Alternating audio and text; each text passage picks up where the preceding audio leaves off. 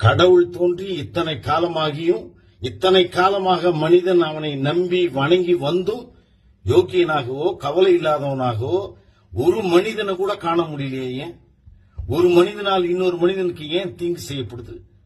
மனிதனிடம் காணப்படும் தீய குணத்திற்கு காரணகர்த்தா யார்? ஒரு மனிதனுக்கு அவன் கெட்ட காரியம் செஞ்ச பிறகு, செஞ்சிட்டு செத்த பிறகு அவனுக்கு தண்டனையை கொடுக்கிற கடவுள் அந்த மனிதனை கெட்ட காரியம் செய்யாம தடுக்க முடியாம போனது ஏன்? கெட்ட காரியம் செஞ்சவனுக்கு தண்டனை கொடுக்கறதுனால கெட்ட காரியம் செய்யப்பட்டதால் துன்பமும் நஷ்டமும் நோயும் மரணமும் அடைஞ்சவனுக்கு கடவுள் என்ன பரிகாரம் செய்றார்?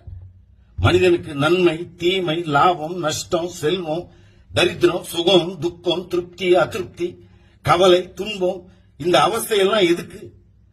மனுஷன் படுற இந்த அவஸ்தைகள்லாம் கடவுளுக்கு தெரியாதா? தெரிந்தால் இதெல்லாம் கடவுளுடைய திருவிளையாடலா? நரகத்தை பாவ காரியத்துக்கு பரிகாரமா தண்டனையா சிருஷ்டித்த கடவுளை விட வேறு அயோக்கியன் கொடியவன் துஷ்டன் உலகத்தில் இருக்க முடியுமா?